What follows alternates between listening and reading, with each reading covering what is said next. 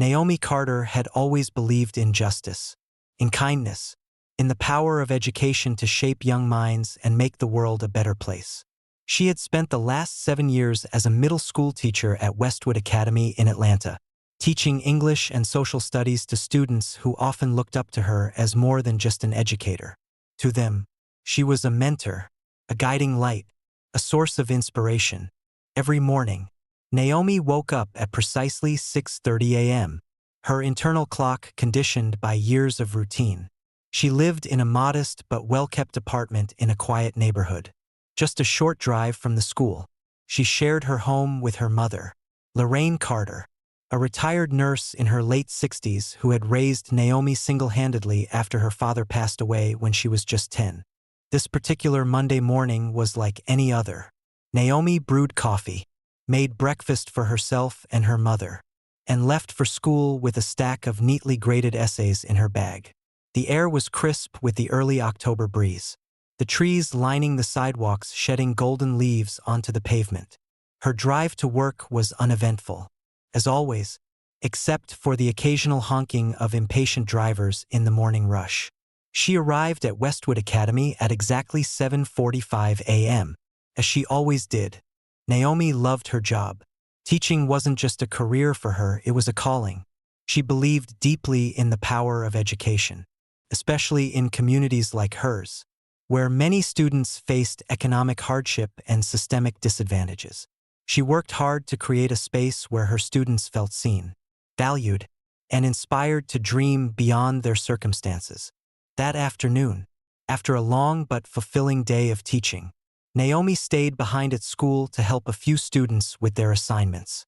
By the time she packed up her belongings and headed for the parking lot, it was nearly 6:30 p.m. The sun was beginning to set, casting a soft orange glow across the sky.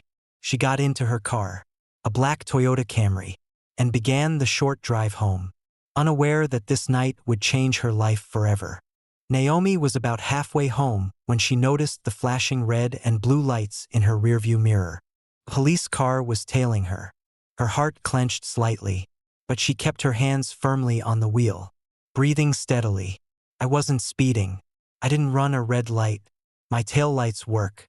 There was no reason for a traffic stop, at least, no legal reason. Still, she signaled and pulled over to the side of the road, her fingers instinctively reaching for her driver's license and registration before the officer even approached. Through the side mirror, she watched as the officer stepped out of the vehicle. He was a tall, broad-shouldered white man in his early 40s, with a square jaw and piercing blue eyes that held no warmth. His badge gleamed under the streetlights as he walked toward her car with deliberate, heavy steps. License and registration. His voice was cold, devoid of politeness. Naomi handed over the documents, her movements careful and deliberate. "Officer, may I ask why I'm being stopped?" The officer, Daniel Briggs, ignored her question as he studied her license. After a few moments, he finally spoke. "You live around here?" "Yes," Naomi replied evenly. "You own this car?" Naomi felt her stomach tighten. She knew exactly where this was going. "Yes," she said, keeping her tone controlled. "I bought it last year." Briggs narrowed his eyes. "What do you do for a living?" "I'm a teacher at Westwood Academy." There was a brief pause. Then a smirk tugged at the corner of Briggs' lips. "A teacher? Huh? In a nice car like this?" Naomi felt anger simmer beneath her skin, but she forced herself to remain composed. "Officer, is there a reason you pulled me over?" Briggs let out a short, condescending chuckle. "We've had reports of suspicious activity in this area. Just making sure you're not up to anything." Suspicious activity. Naomi clenched her jaw. She had done nothing wrong. She was being profiled. Plain and simple. "I'd like to go now if there's nothing else." "Officer," she said firmly. Briggs' smirk disappeared. "Step out of the vehicle." Naomi's breath hitched. "Excuse me?" "You heard me. Step out of the car." Her hands tightened around the steering wheel. She wanted to protest, but she knew better. Arguing with a cop like Briggs could escalate things dangerously. Slowly, she reached for the door handle and stepped out of the car. The cool evening air wrapped around her as Briggs took a step closer, towering over her. "Turn around," he ordered. Naomi hesitated. "Why?" Briggs' eyes darkened. "Turn around." A lump formed in Naomi's throat as she obeyed. Without warning, she felt cold metal snap around her wrists. Handcuffs. Her pulse skyrocketed. "What the hell are you doing?" she demanded. "Just making sure you're not carrying anything illegal," Briggs said, his voice dripping with mockery. Naomi struggled against the cuffs. "This is harassment." Briggs leaned in slightly, lowering his voice just enough so only she could hear. "No, sweetheart. This is me doing my job. You people think you can do whatever you want. Driving around in nice cars. Acting like you're one of us." Naomi felt the sting of humiliation burn through her chest. She had always known racism existed. She had seen it, read about it, taught her students about it. But she had never expected it to happen to her. A teacher, a law-abiding citizen, a woman who had done nothing but work hard for everything she had. Briggs turned her roughly, forcing her toward his patrol car. "You're coming with me." Naomi's breath came in sharp, panicked bursts. This couldn't be happening. But it was, and she had no idea what awaited her at the station. The ride to the police station was a blur. Naomi sat in the back seat, her wrists aching against the cold steel of the handcuffs, her mind racing. The moment they arrived, Briggs led her inside, his grip on her arm unnecessarily firm. The station was dimly lit and smelled of stale coffee and sweat. Officers sat at their desks, some throwing curious glances her way, others smirking as if this was just another night of entertainment. Briggs shoved her into a chair. "Sit tight." Naomi's rage flared. "I demand to call my lawyer." Briggs let out a low laugh. "Oh, sweetheart, you don't get to demand anything." A few officers nearby chuckled. Naomi burned with indignation but forced herself to remain calm. Hours passed. She wasn't given a phone call, wasn't told what she was being charged with. Then, finally, an officer she hadn't seen before approached her. Frowning, "You're free to go," he muttered. Naomi's head snapped up. "What?" "No charges. Just a misunderstanding." A misunderstanding. As if this had just been some minor inconvenience. As if she hadn't just spent 3 hours in a holding cell like a criminal. Naomi stood slowly, her hands shaking with anger. This wasn't over. Not by a long shot.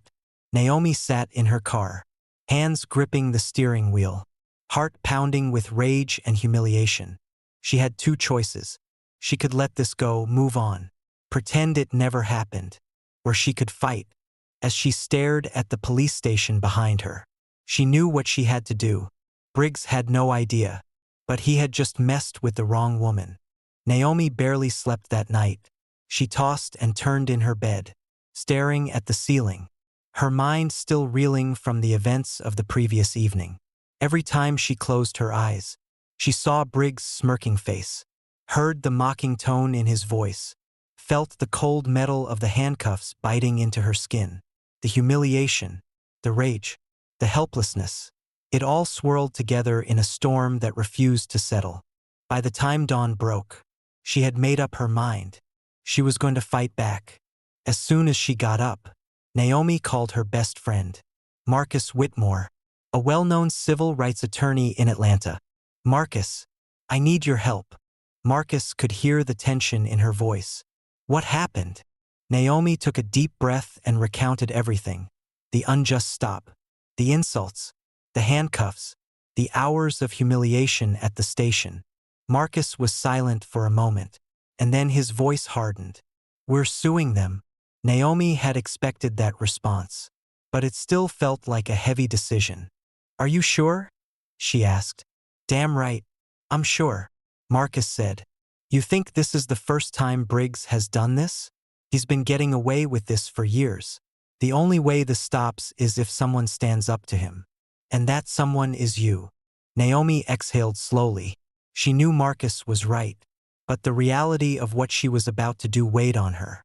"Okay, she said. "Let's do this." But Naomi had no idea that her battle for justice would put her entire life under a microscope. And it would start sooner than she expected. Meanwhile, Officer Daniel Briggs was sitting comfortably in the police station, sipping his coffee, completely unconcerned about what had happened the night before. To him, Naomi Carter was just another black woman who needed to be reminded of her place. Briggs had been on the force for 15 years, and in that time, he had built a reputation for being a tough cop, which was just a polite way of saying that he treated minorities with unchecked aggression. But he had never faced real consequences. The system protected him. Sure, there had been complaints. People had accused him of being racist, aggressive, and power-hungry, but nothing had ever come of it. The police union always backed him. The department always buried the reports. And the victims, well, they never had enough power to fight back. So why should Naomi Carter be any different? When Captain Reynolds, his superior officer, called him into his office later that day, Briggs wasn't concerned. "You had an incident with a teacher last night," Reynolds said, looking at a report on his desk. Briggs shrugged.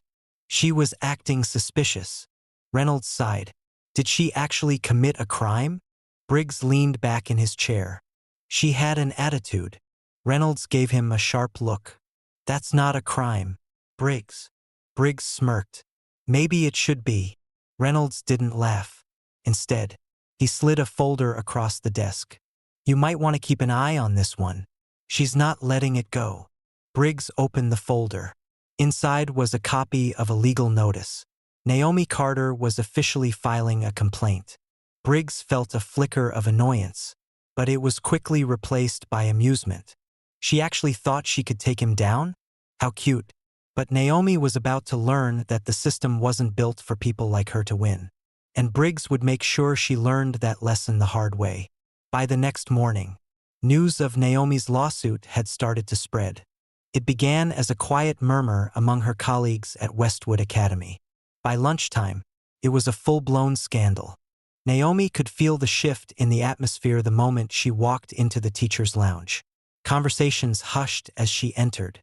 People gave her curious, wary glances. A few of them even avoided eye contact altogether.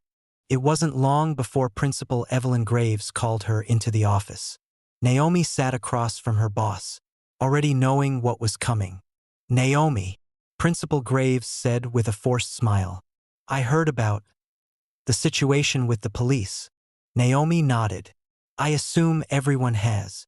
Principal Graves hesitated. "I want you to know that I support you." "But," Naomi's stomach sank. There was always a but. "But the school is in a delicate position." Graves continued. "We have donors, parents, and they don't want the scandal." Naomi finished for her. Graves sighed.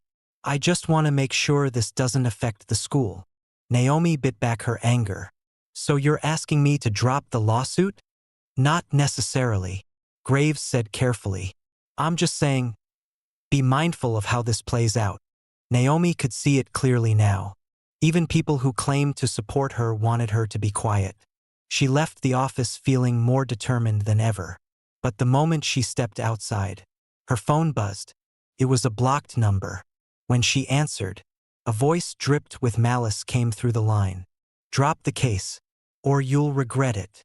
The line went dead. Naomi's blood ran cold. She had just stepped into something much bigger than she realized. And now, she wasn't just fighting for justice. She was fighting for her life. Naomi knew that voice. It was Daniel Briggs. He didn't even bother disguising it. Her hands trembled slightly as she lowered the phone. Was this what happened when a black woman stood up for herself? She knew what Briggs was trying to do. He wanted to scare her. He wanted her to feel helpless. But Naomi had never been the kind of woman who backed down. That night, she met with Marcus at his law office. "I got a call," she said, voice steady despite the unease gnawing at her stomach. "Briggs. He threatened me." Marcus exhaled sharply. "That son of a..." "He thinks he can intimidate me," Naomi continued. "He thinks he can scare me into silence." Marcus leaned forward. "I'm serious. Naomi, this is getting dangerous. We need to move fast. I'll file for an order of protection against him first thing in the morning. And we're going to the media. If he wants to play dirty, fine. We'll turn the spotlight on him." Naomi hesitated. "What if that makes things worse?" Marcus shook his head. "The worst thing we can do is stay quiet. If we let this happen in the shadows, he wins. But if we expose him, the whole world will see him for who he really is." Naomi took a deep breath. She was terrified, but she would not be silenced. "Okay," she said. "Let's do it." By the next morning, her story was on every major news outlet. And Daniel Briggs, for the first time in his career, he was the one under investigation. Naomi awoke the next morning to a flood of notifications, missed calls, and messages. Her story had gone viral. Overnight, news outlets had picked up the report about her wrongful arrest, racial profiling, and lawsuit against the police department. Some networks ran segments about it, interviewing legal experts, civil rights activists, and members of the community who had faced similar injustices. As Naomi scrolled through her phone, she saw articles with headlines like, "Atlanta Teacher Files Lawsuit Against Police Over Racial Profiling Arrest," "Officer Daniel Briggs Under Investigation for Wrongful Detainment," "Justice for Naomi Carter," "A Fight Against Systemic Racism." Her Twitter and Facebook feeds were filled with messages of support, outrage, and calls for action. Some people shared their own experiences of being harassed or unfairly arrested by the police. Others demanded Officer Briggs be fired and criminally charged. But not everyone was on her side. The comments section under the articles was a battlefield. "She's just playing the victim. If she had nothing to hide, she wouldn't have been arrested. Cops are under attack just for doing their jobs. I stand with Officer Briggs." Another race-baiting hoax. "She probably resisted and is now crying racism." Naomi forced herself to stop reading. She knew that no matter what she did, there would always be people who refused to see the truth. But she wasn't fighting for them. She was fighting for the people who needed justice. She took a deep breath and called Marcus. "You ready for this?" he asked. Naomi clenched her jaw. More than ever. Naomi arrived at Marcus's law office that afternoon, ready to begin the next phase of her lawsuit. But the moment she stepped out of her car, she felt it. She was being watched. Her eyes flickered across the street, where a black SUV with tinted windows sat idling. She didn't recognize the vehicle, but something about it felt wrong. A man sat in the driver's seat, wearing sunglasses and a baseball cap pulled low over his face. When Naomi locked eyes with him, he immediately looked away. Her pulse quickened. Was it a reporter? A cop? A threat? She didn't know, but she wasn't about to let it shake her. Inside Marcus's office, the lawyer was already on his laptop, gathering more evidence for their case. "You okay?" he asked when she walked in. Naomi hesitated. Should she tell him about the car? Could have been nothing, but deep down, she knew it wasn't. "I'm fine," she said instead. "Let's get to work." For the next 2 hours, they reviewed police reports, gathered witness testimonies, and prepared for the upcoming court battle. Marcus had filed for an official restraining order against Briggs, and they were also pushing for his immediate suspension. But Briggs wasn't going down without a fight. That night, Naomi's apartment was vandalized. When she returned home, she found her front door covered in spray-painted words. "Liar. Race baiter. Drop the case or else." Her stomach twisted. Her hands trembled as she stared at the slurs defacing her home. Her mother, Lorraine, stepped onto the porch behind her and gasped. "Oh my God," she whispered. "Naomi." Naomi exhaled slowly, forcing herself to stay calm. This was intimidation. This was meant to break her, but she wasn't going to let it. She turned to her mother and gently gripped her shoulders. "I need you to pack a bag," Naomi said. "You're staying with Aunt Denise for a while." Lorraine looked up at her, eyes filled with concern. "Naomi, Please, Naomi interrupted. I can't risk anything happening to you. Her mother hesitated, then nodded. She understood. Naomi called Marcus, then the police, but she already knew nothing would come of it. The people who were supposed to protect her were the ones trying to destroy her. The next morning, everything changed. A former police officer came forward. His name was David Garner, and he had worked alongside Briggs for 5 years before resigning from the force. And he had a story to tell. During a live interview with a local news station, Garner exposed Briggs' history of racism, misconduct, and corruption. He revealed that Briggs had a long record of complaints for excessive force, especially against Black and Latino citizens. He confirmed that Briggs frequently used racial slurs, both in private conversations and during arrests. He admitted that Briggs had falsified police reports before, including in Naomi's case. Naomi and Marcus watched the broadcast from his office. "This is it," Marcus said. "This is what we needed." Naomi felt a weight lift off her chest. For the first time since this nightmare began, she saw a crack in Briggs' armor. The media ran with the story. Within hours, the mayor's office announced that Briggs had been placed on unpaid leave pending an internal investigation. Protests erupted outside the police department. People were demanding his badge, his job, his arrest. And Naomi Carter was no longer just a teacher who had been wrongfully arrested.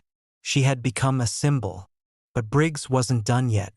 He still had one more card to play, and it was the deadliest one yet.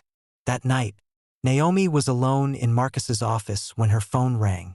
It was an unknown number. She hesitated, then answered. At first, there was silence. Then a deep, gravelly voice spoke. "You should have stayed quiet." Naomi froze. "You think you're going to take me down?" The voice continued. "You think the law is on your side?" Her heart pounded. "You've got 48 hours to drop the case. Otherwise, you won't live long enough to see it go to trial." The call ended. Naomi's hands shook. She had been threatened before, but this was different. This wasn't intimidation. This was a promise. And now, for the first time, Naomi realized this fight might cost her everything, including her life. Naomi sat frozen in Marcus's office, gripping her phone so tightly her fingers ached. The call had ended, but the words echoed in her head. "You've got 48 hours to drop the case. Otherwise, you won't live long enough to see it go to trial." Her body trembled, not with fear, but with something far more dangerous, anger. She had expected intimidation. She had even prepared for harassment. But this was a direct threat on her life. Marcus stormed into the room moments later, eyes sharp with urgency. "What happened?" Naomi swallowed hard and replayed the conversation word for word. When she finished, Marcus was already pulling out his phone. "We're going to the FBI. Local cops can't be trusted." Naomi hesitated. "Marcus." "No," he cut her off. "You listen to me. This isn't just about some lawsuit anymore. This is about your life. And I'm not going to sit back and wait for them to make a move." Naomi exhaled slowly. He was right. This wasn't just a legal battle anymore. This was war. An hour later, FBI field office. Atlanta. Naomi sat in a sterile, cold room inside the local FBI field office. Across from her, a special agent named Hannah Lawson took notes as Naomi recounted everything. The arrest, the threats, the vandalism, the phone call. Agent Lawson was a Black woman in her late 40s, with steely eyes and an air of quiet authority. She didn't say much, just nodded as Naomi spoke, absorbing every detail. When Naomi finished, Lawson leaned forward. "Ms. Carter, this is serious. Death threats aren't just intimidation tactics, they're warnings. Whoever this is, they're trying to scare you into submission before they make a move." Naomi clenched her fists. "So what do I do?" Lawson exchanged a glance with Marcus before answering. "First, we'll have your phone monitored. If another call comes in, we trace it. Second, we'll get security outside your home." Naomi bit her lip. "And if they come after me anyway?" Lawson's expression hardened. Then we go after them first. For the first time in days, Naomi felt a spark of hope. She wasn't alone in this fight, but deep down, she knew the worst was yet to come. By the next morning, Naomi was living under 24-hour surveillance. FBI agents parked outside her apartment complex. Marcus arranged for a private security detail. Even her school had increased security, though Principal Graves wasn't thrilled about the attention. But Naomi refused to be paralyzed by fear. She still went to work, still taught her students, still stood by her decision to take Briggs and the entire corrupt system to court. And then, the second phone call came. It was 2:37 a.m. when Naomi's phone rang again. She sat up in bed, heart hammering as she stared at the unknown number. She answered. "You didn't listen." The voice sneered. Naomi took a deep breath, forcing herself to sound calm. "Who are you?" The caller laughed coldly. "You think you're safe? You think some government watchdogs are going to protect you? You sound scared." Naomi shot back. "Is that why you're hiding behind an anonymous number?" The laughter stopped. For a moment, there was only silence. Then, the voice hissed. "You're dead, bitch." The line went dead. Naomi exhaled shakily, her body tense with adrenaline. But what the caller didn't know was that this time, the FBI was already tracing the call. The next morning, Naomi and Marcus arrived at the FBI office, where Agent Lawson was waiting. She had a file in her hands, her expression unreadable. Naomi's stomach twisted. "Did you find out who called me?" Lawson nodded. "The call was made from a burner phone, but we traced the location where it was purchased. Surveillance footage showed a man picking it up 2 days ago." She slid a photograph across the table. Naomi's breath caught in her throat. It was Officer Daniel Briggs. Marcus cursed under his breath. "That son of a—" Lawson cut him off. "That's not all. We ran his financial records. Briggs has been making unusually large deposits into his personal account. Money that doesn't match his police salary." Naomi's mind raced. "So he's being paid off?" Lawson's jaw tightened. "That's what we're thinking. But we don't know by who." Marcus slammed his fist on the table. "Then we need to get him to talk." Lawson nodded. "We're already working on it." "But Naomi—" Naomi looked up. "This means Briggs is more desperate than we thought. If he's being paid to silence you, then we're running out of time." Naomi swallowed hard. She had wanted justice. Now, she was in the middle of a criminal conspiracy. That night, Naomi couldn't sleep. She sat by her bedroom window, staring out at the FBI agents stationed outside. She should have felt safe, but she didn't, because she knew that corruption ran deep. And men like Briggs, they didn't go down without a fight. At exactly 3:14 a.m., Naomi heard it. A noise outside. A shadow moved near the back of her apartment complex. Her pulse quickened. Someone was there. Naomi grabbed her phone and texted Agent Lawson immediately. Seconds later, 2 FBI agents were already moving. Within minutes, there were shouts outside, a scuffle, the sound of handcuffs clicking into place. Naomi rushed to the window just in time to see 2 FBI agents dragging a man away. It wasn't Briggs, but she recognized the face. Detective Carl Redford, one of Briggs' closest allies in the force. Naomi's blood ran cold. This wasn't just about one corrupt cop. This was bigger. Briggs had people on the inside working with him, and they had just caught one. Marcus's voice was urgent over the phone minutes later. "This is it, Naomi. This is the crack we needed. If we can flip Redford, he'll give us everything. Who's paying Briggs? Who else is involved? Everything." Naomi exhaled. They were close. So close. But the closer they got to the truth, the more dangerous it became. Because the people who were protecting Briggs, they wouldn't just let this slide. And Naomi knew. The real fight was only beginning. Detective Carl Redford sat in the interrogation room, his wrists bound in handcuffs, sweat dripping down his temples. His once confident demeanor had crumbled. And Naomi, watching from behind the one-way mirror, could see the fear in his eyes. Agent Hannah Lawson and Marcus stood beside her, watching as the FBI interrogator leaned in. "You're in a lot of trouble, Redford," the agent said, flipping through a thick folder of evidence. "We have you on attempted trespassing, conspiracy to intimidate a federal witness, and," he paused for effect, "possible involvement in a criminal cover-up." Redford swallowed hard.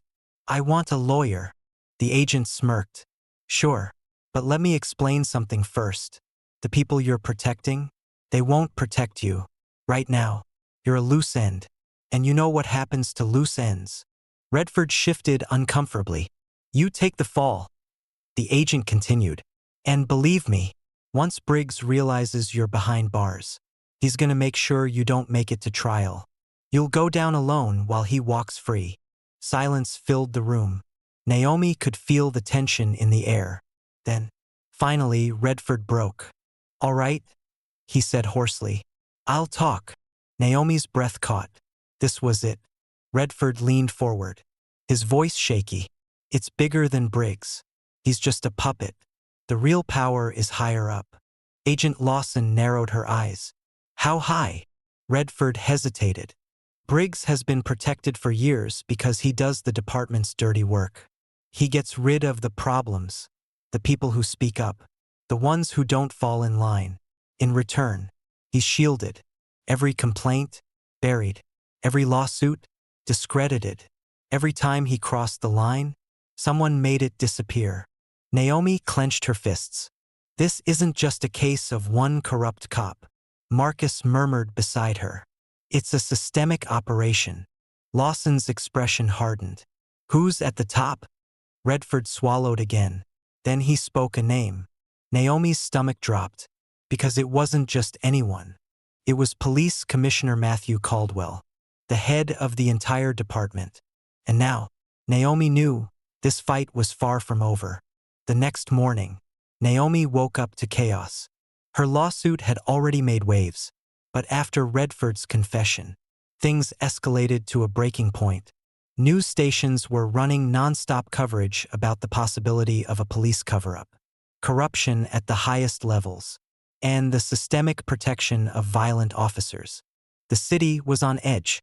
Protests exploded outside the Atlanta Police Department, hundreds of people demanding accountability. And then, the threats got worse. Naomi received 3 anonymous emails in a single day.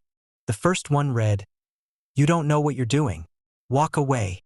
The second one, "You think you're a hero? You're just a target." The third one sent a photo of Naomi's apartment, a clear warning. And then, that evening, the police commissioner himself held a press conference. Naomi and Marcus watched on TV as Matthew Caldwell, tall, distinguished, in his crisp uniform, stood at the podium. "We take these allegations seriously," he said, his voice calm, practiced. "However, the Atlanta Police Department remains committed to serving the community with integrity.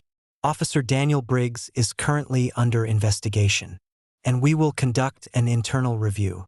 But I caution against jumping to conclusions based on unfounded accusations." Naomi gritted her teeth. "He's doing damage control," Marcus muttered. Naomi's phone rang. It was Agent Lawson. "You watching?" she asked. "Yeah. Good. Because Caldwell isn't just protecting himself. He's protecting a whole network of corruption. If we're going to take him down, we need undeniable evidence." Naomi took a deep breath. "Then let's find it." But she had no idea just how dangerous that would be. 2 days later, everything reached a boiling point. Naomi was leaving a late meeting with Marcus when she noticed something off. The security detail assigned to protect her was missing. She frowned, looking around. "Where are the agents?"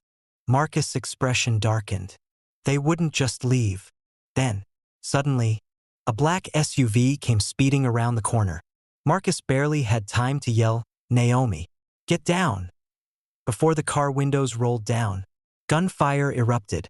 Bullets shattered the glass of nearby storefronts as Naomi and Marcus dove behind a parked car. People screamed, running for cover. Naomi's heart pounded. Whoever this was, They weren't trying to scare her anymore. They were trying to kill her.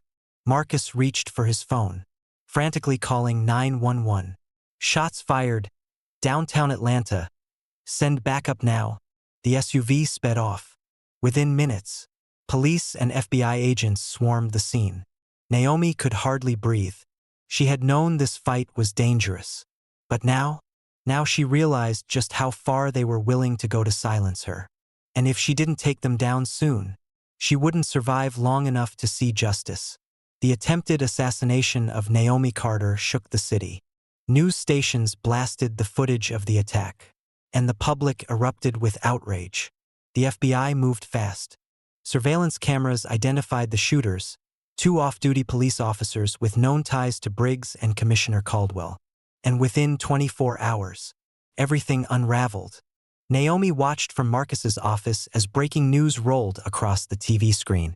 Police Commissioner Matthew Caldwell arrested for conspiracy, corruption, and attempted murder cover-up. Her breath caught. The footage showed Caldwell being led out of his office in handcuffs. More arrests followed. Briggs, Redford, half a dozen officers tied to the corruption scandal. And just like that, the system that had tried to destroy her finally collapsed. Naomi sat back in her chair, her hands trembling. "It's over," Marcus said softly. Naomi exhaled. "No, it's just beginning." Because this fight wasn't just about her. It was about every person who had ever been silenced. Every innocent life ruined by police corruption, abuse of power, and racial injustice. And now, with the world watching, she would make sure their voices were finally heard. Months later, Naomi stood before a massive crowd at a civil rights rally. She took a deep breath and began to speak. "This fight was never just about me. It was about the people who never got justice, the ones who weren't believed, the ones who didn't make it. But today, we stand here stronger, louder, and ready to change the system once and for all." The crowd erupted in cheers and applause. Naomi glanced to the side, where Marcus, Agent Lawson, and her mother stood watching. She smiled. The battle had been won, but the war for justice, that would never be over. And Naomi Carter was ready for whatever came next.